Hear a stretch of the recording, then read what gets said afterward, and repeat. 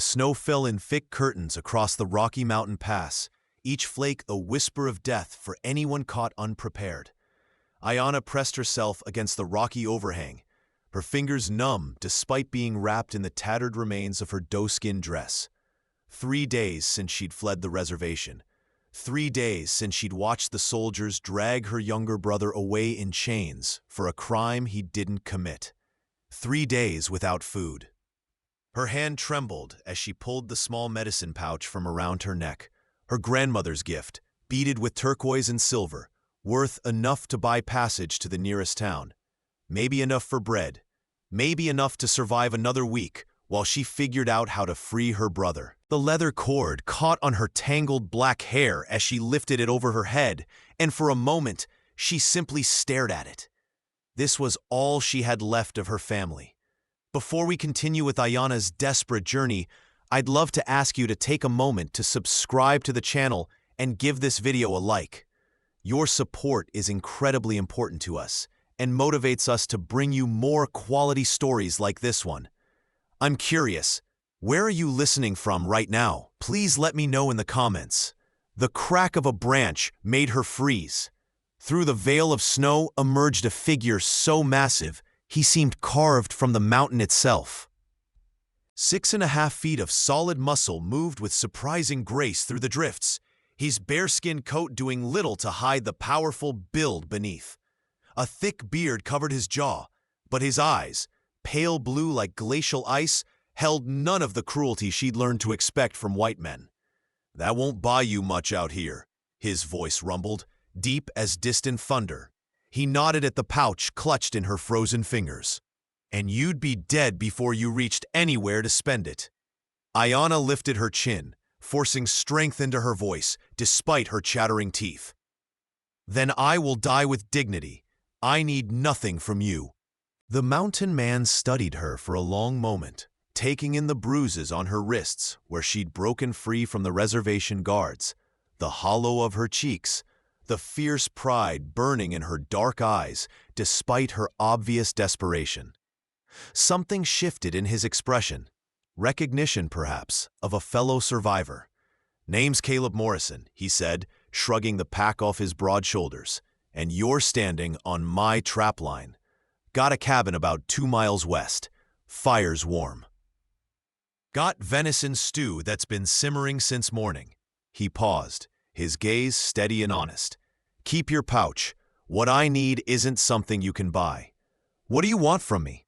Suspicion sharpened her words. She'd learned that every offer came with a price, especially for Apache women. "Company," Caleb said simply.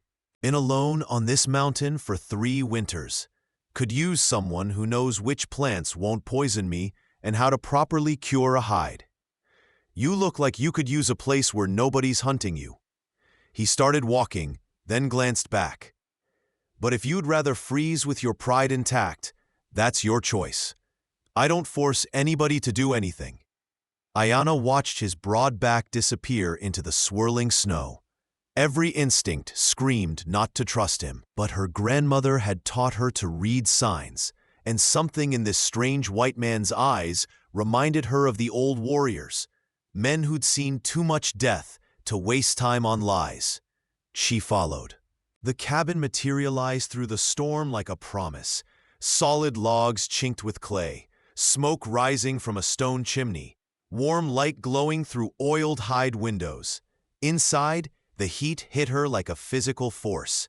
Ayanna swayed on her feet, and suddenly Caleb's massive hand was under her elbow, steady and careful. "Easy now," he murmured, guiding her to a chair near the fire. "When's the last time you ate?" 4 days, she admitted, too exhausted to lie. His jaw tightened, but he simply ladled stew into a wooden bowl and set it before her with a chunk of bread. "Go slow. Your stomach needs to remember what food is." The first bite nearly made her weep. Rich venison, wild onions, herbs she recognized from her homeland. She forced herself to eat carefully, aware of his eyes on her, not with hunger or possession, but concern. "You got a name?" Caleb asked, settling into the chair across from her, his large frame somehow managing to look non-threatening, despite his size. Ayana. It means eternal blossom in my language. She met his gaze. Why did you help me? Because I remember what it's like to be hunted, he said quietly. I was a scout for the army, 5 years back. Saw things that turned my stomach. Helped some Cheyenne families escape a massacre my captain ordered. His hands, massive and scarred, clenched on the table. Army branded me a deserter. Been up here ever since. The truth in his words settled something in her chest. My brother is in chains for defending our grandmother from a soldier who was drunk and violent. They will hang him unless I can prove his innocence. Her voice broke slightly. But I have nothing, no proof, no power, no— You have fire, Caleb interrupted. Saw it in your eyes when you were ready to trade your grandmother's gift just to survive another day. That kind of strength doesn't come from nowhere. He stood, moving to a chest in the corner.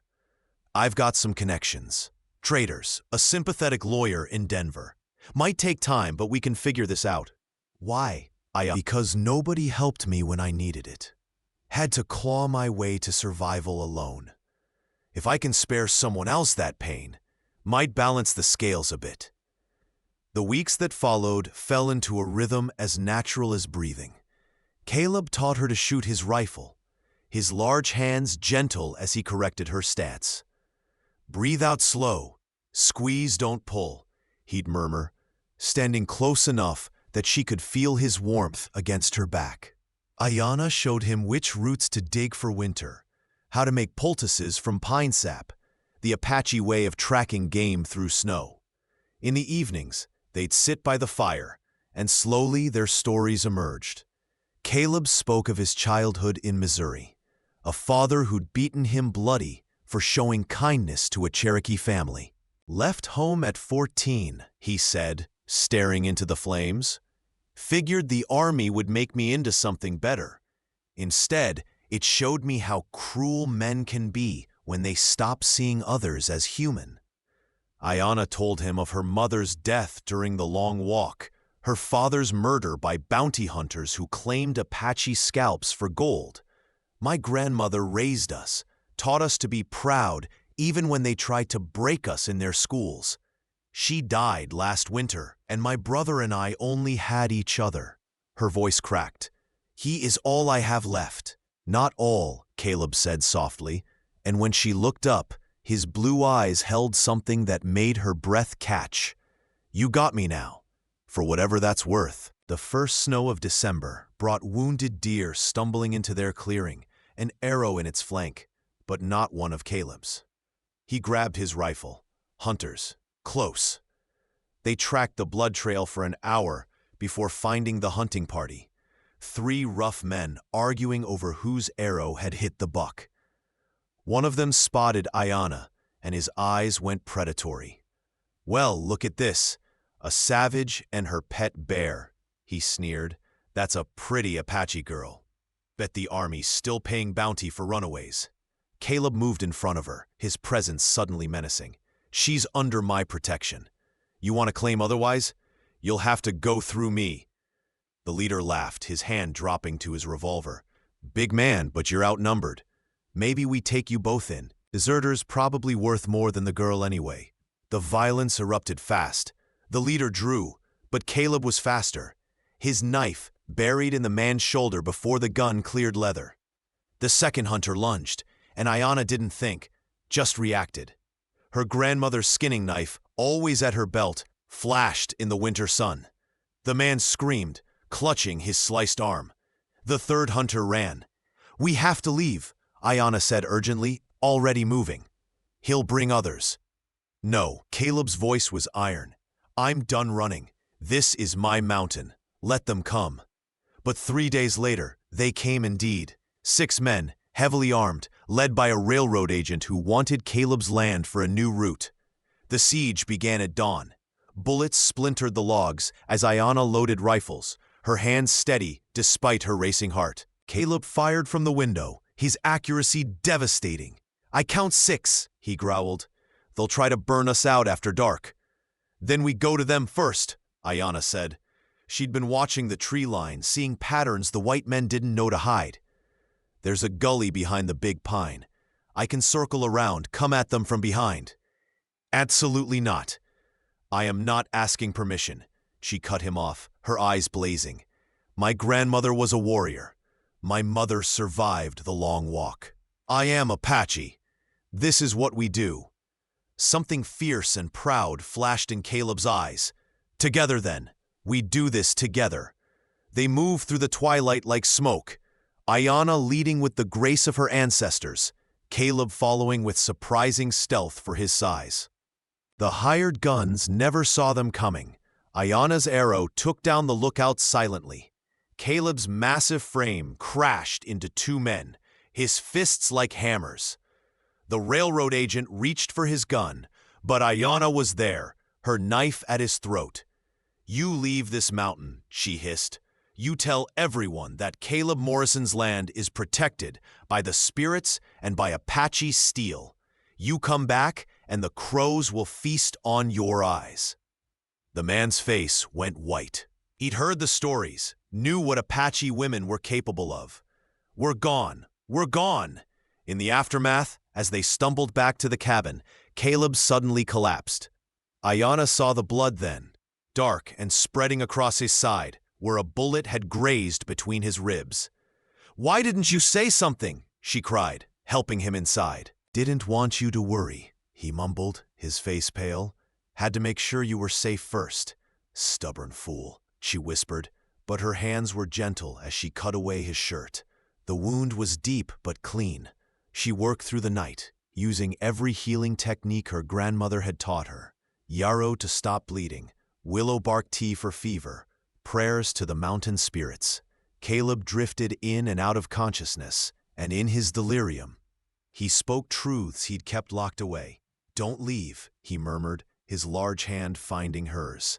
"Please, I know I got nothing to offer but this rough life, but I—" His eyes opened, fever-bright but sincere. "Before you, I was just a boy playing at surviving. You made me want to live again, made me want to be worthy of something." "Go slow," Ayanna whispered, pressing a cool cloth to his forehead as tears tracked down her cheeks. "It hurts to hear you talk like you're dying. You're not allowed to die. I forbid it." A weak smile touched his lips. "Yes, ma'am. Wouldn't dare disobey." He recovered slowly, and in those weeks of healing, something shifted between them. Ayanna would catch him watching her with an expression that made her heart stumble. When he was strong enough to stand, he'd touch her hand in passing, just the brush of his calloused fingers against hers, but the contact burned like fire. One evening, as they sat before the hearth, Caleb cleared his throat. "That lawyer I mentioned got word back. Found a witness, a corporal who saw what really happened with your brother. He's willing to testify, but needs protection. I've got money saved, enough to get your brother freed and set you both up somewhere safe." Joy flooded through her, then immediately crashed against a terrible realization. "You're saying goodbye?" "I'm saying you're free," Caleb corrected, but his voice was rough with emotion. "You came here running from danger. Now you don't have to run anymore. You can have a real life, not hiding on a mountain with a wanted man." Ayanna stood, fury and hurt warring in her chest. "You think that's what I want? To be safe and comfortable while you're alone up here?" She stalked to him, poking his massive chest with one finger. "I am Apache. We choose our family. We choose where we belong." Her voice softened. "I choose you, Caleb Morrison. This mountain, this life we've built. Unless," fear crept in, "unless you don't want." He moved faster than she'd ever seen, pulling her into his arms. "Don't want you?" His laugh was incredulous. "Ayanna, you're the reason I wake up, the reason this cabin feels like a home instead of a prison.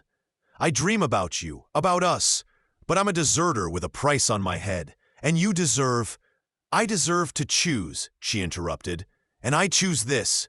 I choose you." The kiss was inevitable, building from weeks of tension and longing. His lips were surprisingly soft against hers, gentle despite his strength. When they finally broke apart, both breathing hard, Caleb rested his forehead against hers. "Marry me," he whispered. "I got no preacher to make it official, but the mountain's been here longer than any church. I'll vow before the sky and the stone to protect you, honor you, stand beside you for whatever life we can carve out here." "Yes," Ayana breathed. "Yes, 1,000 times." They spoke their vows as the sun rose over the peaks, painting the snow gold and pink. Caleb's voice was steady as he promised to be her shelter, her partner, her equal. Ayana wove her words with Apache and English, binding them together with the old magic of her people. When they clasped hands, she felt her grandmother's presence in the wind, approving. The spring brought the lawyer with good news. Her brother was freed, the witness's testimony irrefutable. Ayana wept with relief when she saw him, older and harder but alive. He looked at Caleb with suspicion that slowly melted as he saw how the mountain man treated his sister. With reverence, with respect, with love. "You found a good man," her brother admitted grudgingly before he left to start fresh in Colorado. Grandmother would approve. As they watched him ride away, Caleb pulled Ayana close. "You ever regret staying?" She looked up at him, this fierce, gentle giant who'd saved her life and then given her a reason to live. "Before you, I was just a girl running from ghosts," she said softly. "You taught me I could stand and fight. You showed me what it means to be truly seen." She rose on her toes to kiss him. Never regret. Not for a single moment. That night, as they lay before the fire, Ayana's head on Caleb's broad chest, listening to his heartbeat, she thought about the journey that had brought them here. From desperation and snow to love and home. The mountain had been their witness, their sanctuary, their matchmaker.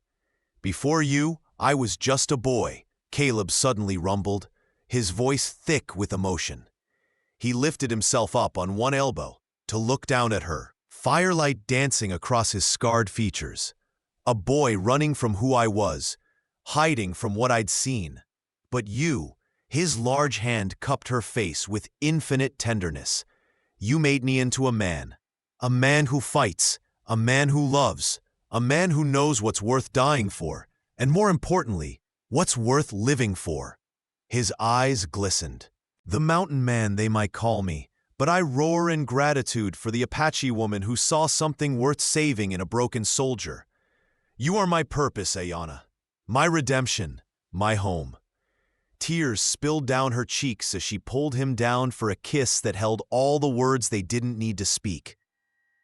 Outside, the first stars emerged over the peaks, and somewhere in the distance, a wolf howled, not a warning, but a song of wild things that had found where they belonged. The years rolled past like the seasons.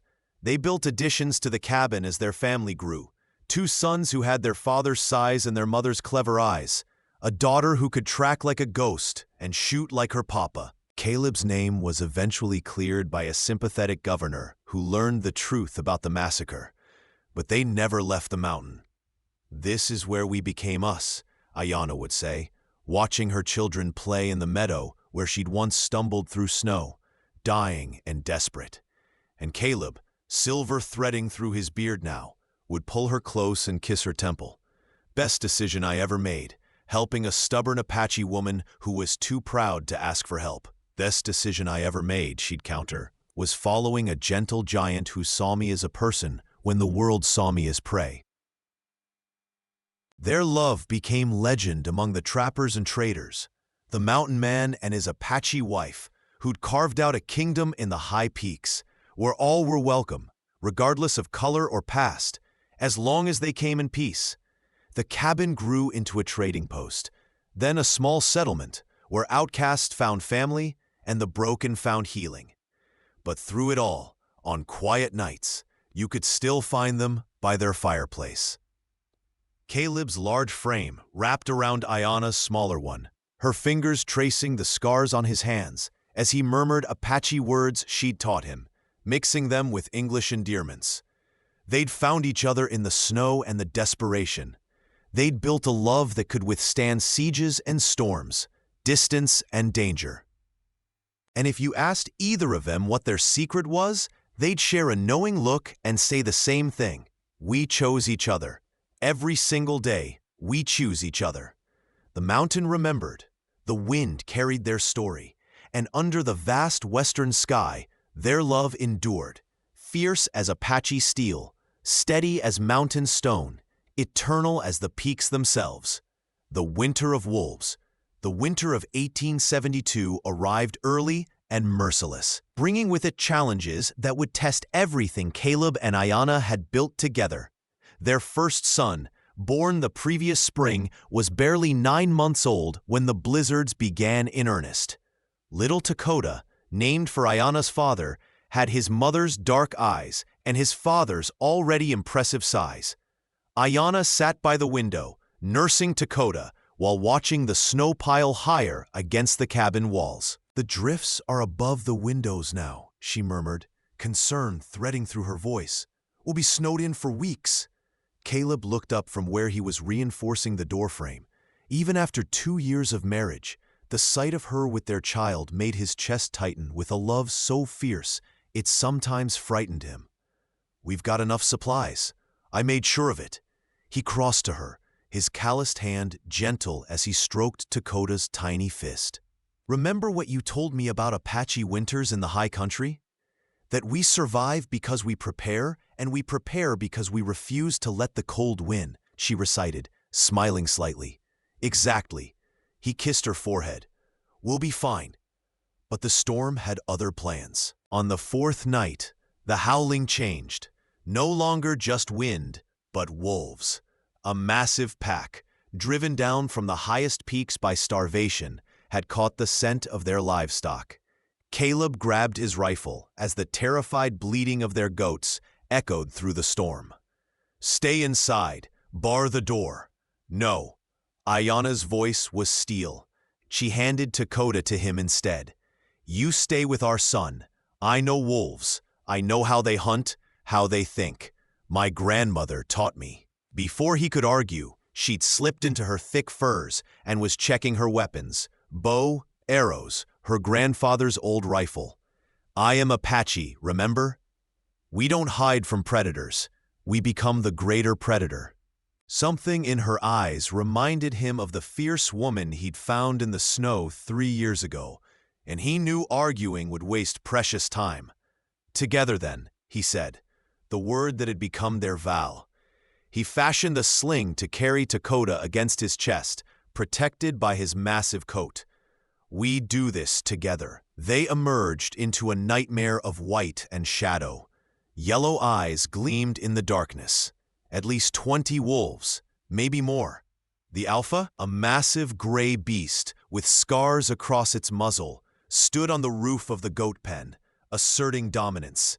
Ayanna moved like a ghost, circling wide while Caleb provided cover fire.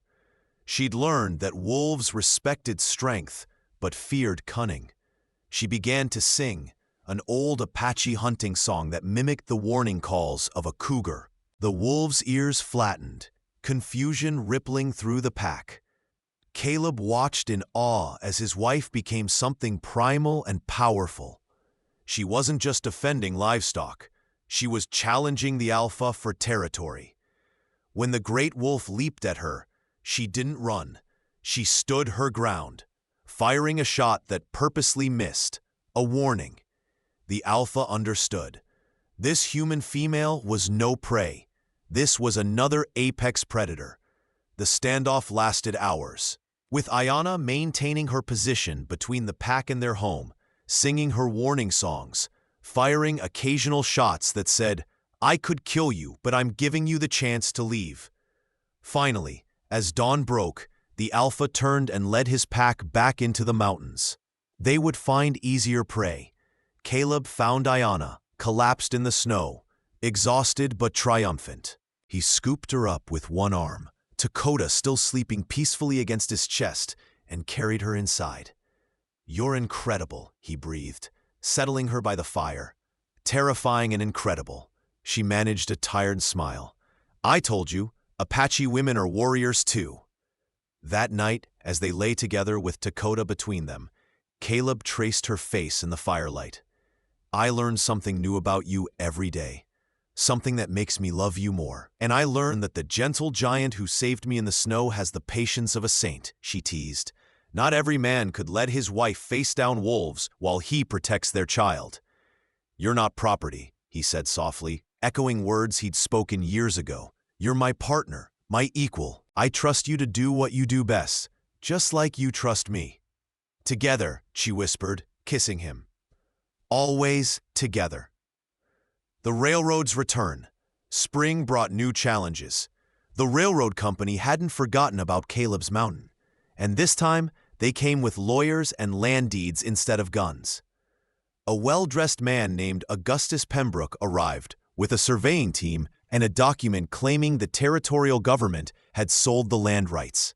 This is all legal and proper, Mr. Morrison, Pembroke said, his tone condescending as he stood in their clearing. The railroad will compensate you fairly for improvements, but this land belongs to the Northern Pacific Company now. Caleb's jaw tightened, but before he could respond, Ayanna stepped forward, Dakota on her hip. Show me this paper, she demanded. Pembroke looked surprised, but handed it over. Ayanna studied it carefully.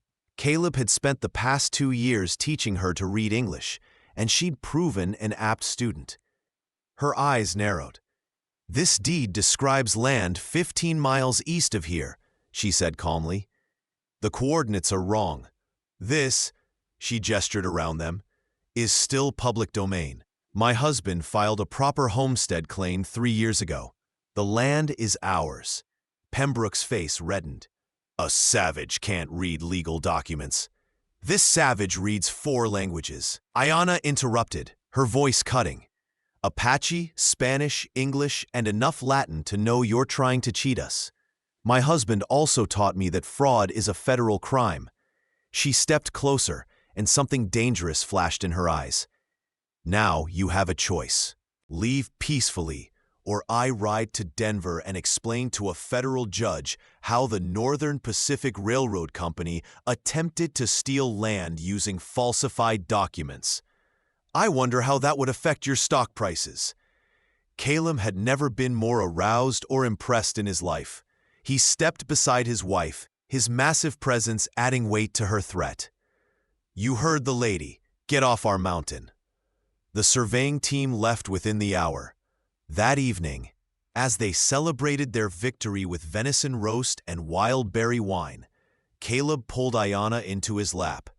Where did you learn about stock prices? The traders who stop here like to talk, she said smugly. I listen, I learn. She cupped his bearded face. You taught me to read and shoot, but I'm teaching our son that knowledge is just as powerful as strength. Caleb kissed her deeply, tasting berry wine in triumph. Have I mentioned lately that you're the smartest, fiercest, most beautiful woman in all the territories? Not in the last few hours, she teased. You should remedy that. He did, thoroughly, while Dakota slept peacefully in his crib and the mountain wind sang approval outside their window. The sickness. Summer's heat brought a different enemy, fever. It started with the children at the small settlement that had grown around their trading post. Then it spread to adults. Within a week, half the families were sick with a burning illness that stole strength and brought delirium. Ayanna recognized it immediately. Scarlet fever, she said grimly. It killed many on the reservation when I was young. She began organizing immediately, isolating the sick, boiling water, preparing medicinal teas from willow bark and echinacea.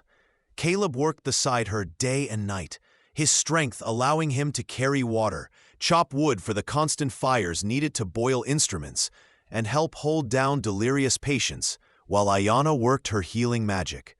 They barely slept, snatching a few hours here and there, while taking turns watching over the sick. On the 8th day, Dakota developed the telltale rash. Caleb found Ayanna in their cabin, holding their feverish son and weeping silently. In that moment, the strongest woman he'd ever known looked shattered. He knelt before her, gathering them both into his arms. "No," he said fiercely, "we don't give up. You saved me when I was shot. I've seen you face down wolves and railroad thieves. We save our son. Together." Ayanna looked up at him, tears streaming down her face. "I'm so afraid, Caleb. What if my medicine isn't enough? What if—" "Then we fight harder," he interrupted. "You taught me that Apache don't surrender. We don't surrender our son to this fever." They worked through the night in shifts, Ayanna using every healing technique her grandmother had taught her, Caleb keeping Dakota cool with wet cloths, both of them praying to their different gods, and finding those prayers weren't so different after all. Dawn broke on the 9th day, and Dakota's fever broke with it. His tiny body relaxed, his breathing eased, and when he opened his eyes, they were clear and focused on his parents' exhausted, relieved faces. Ayanna collapsed into Caleb's arms, sobbing with relief. "He's going to live. Our son is going to live.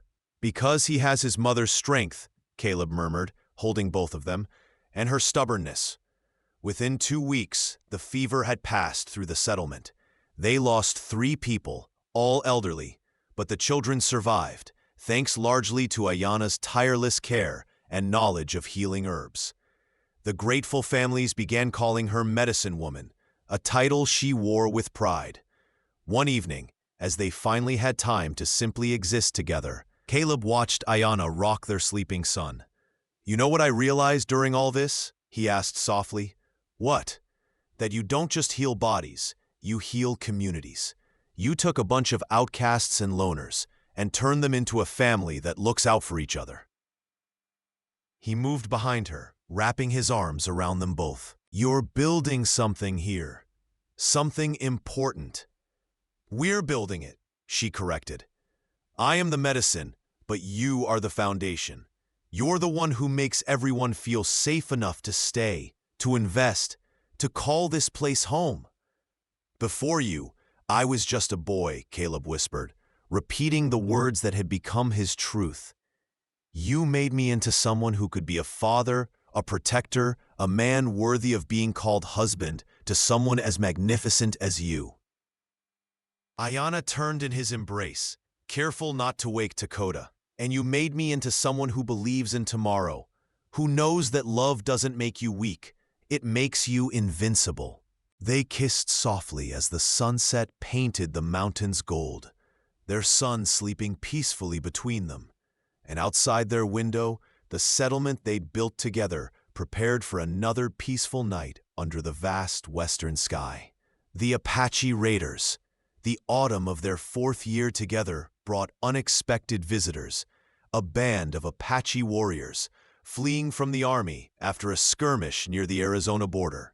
They appeared at dawn, 15 men, battle-worn and desperate, led by a scarred warrior who recognized Ayanna immediately. "Little Blossom," he said in Apache, his voice disbelieving. "They told us you died in the mountains years ago." "Uncle Nasha," Ayanna breathed, recognizing her mother's brother despite the years and new scars.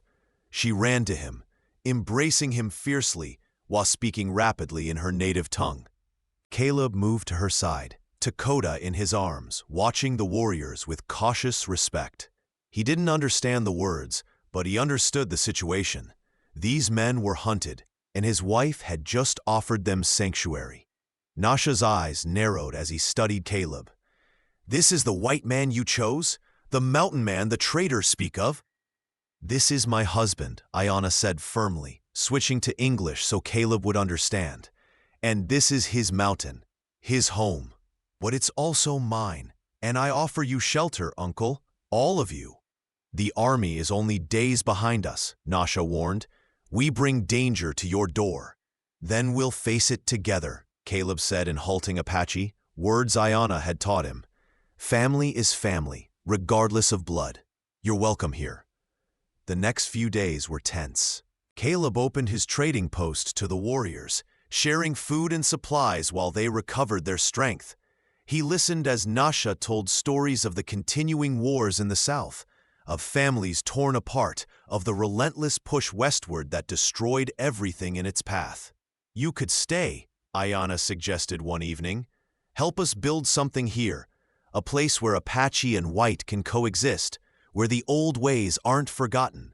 Nasha shook his head sadly. The old ways are dying, niece. We fight because it's all we know how to do.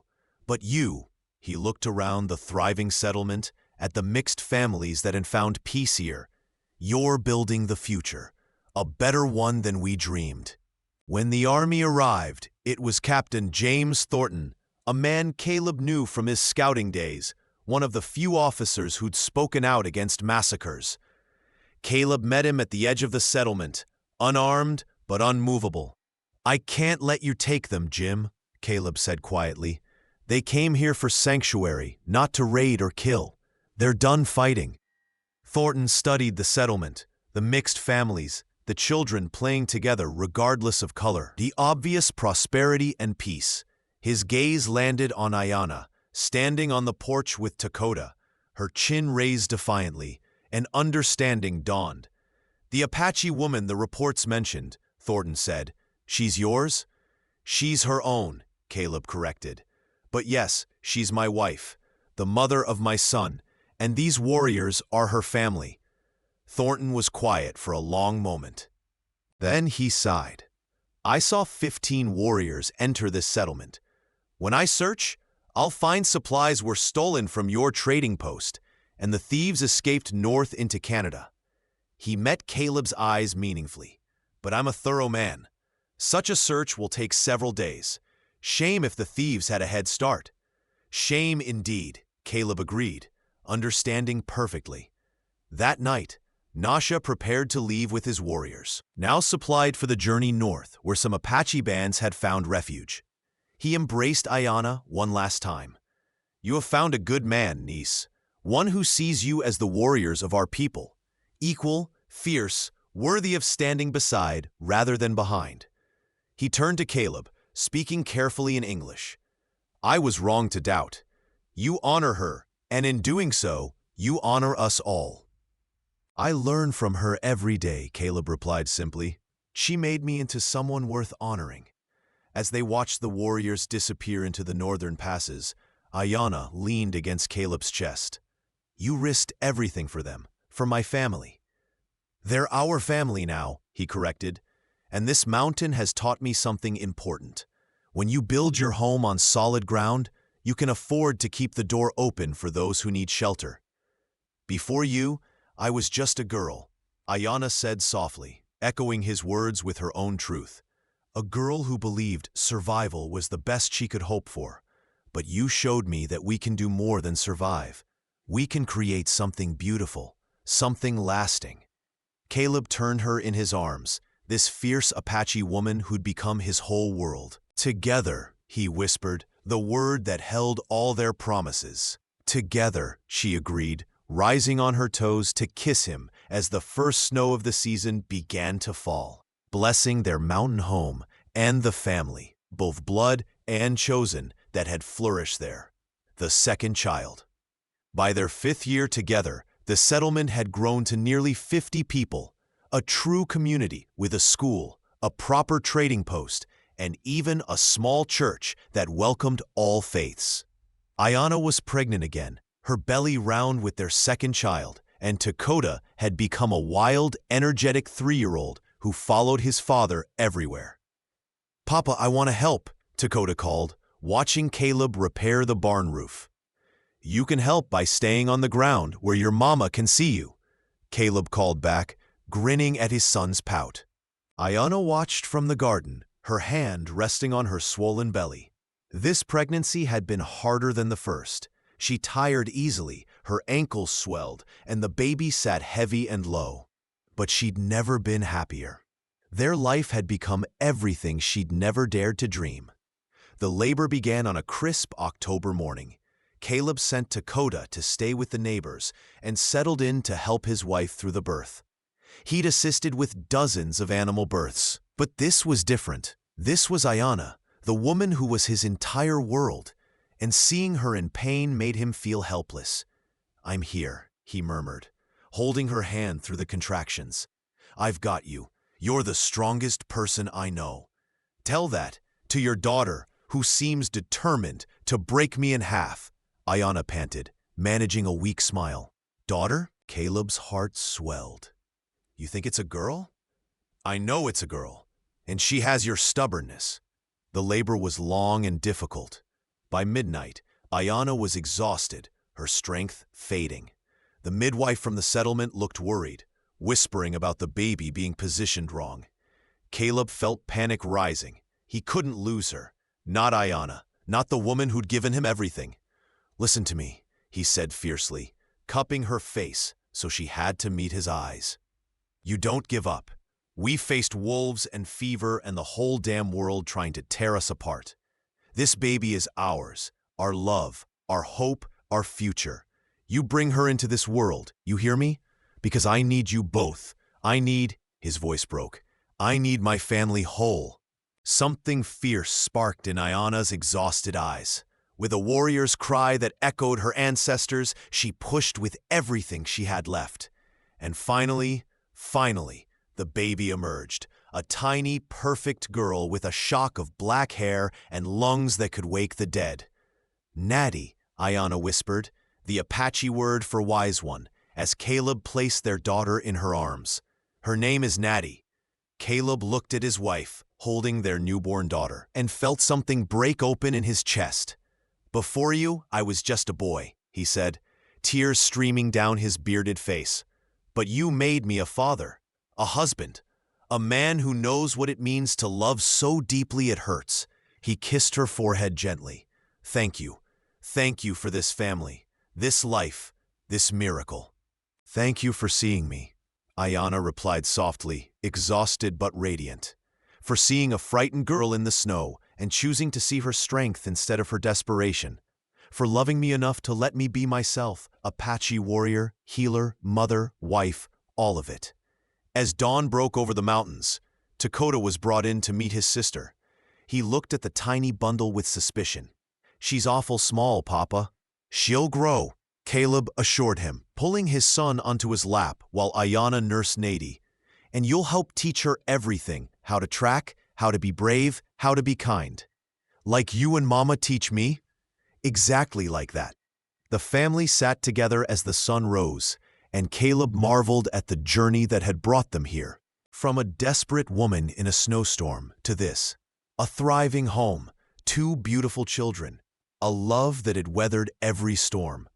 That evening, as Natty slept in her cradle and Dakota played quietly nearby, Ayanna pulled Caleb close. Do you ever think about that day, when you found me? Every day, he admitted. Best decision I ever made, offering you shelter instead of accepting your grandmother's pouch. Best decision I ever made was trusting you, she countered, trusting that not all men were monsters, that love could be gentle and fierce at the same time.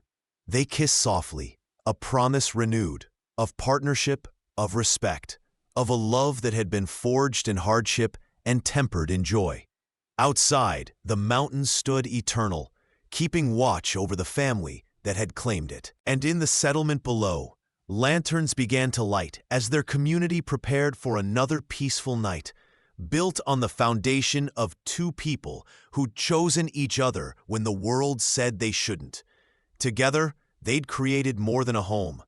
They'd created a legacy of love that would echo through generations, proof that the strongest bonds are those forged between equals, between warriors who choose to lay down their arms and pick up their hearts instead. And under the vast western sky, as stars began to emerge like diamonds scattered across velvet, Caleb Morrison held his wife and children close and knew with absolute certainty that he was the richest man in all the territories, not in gold or land, but in love.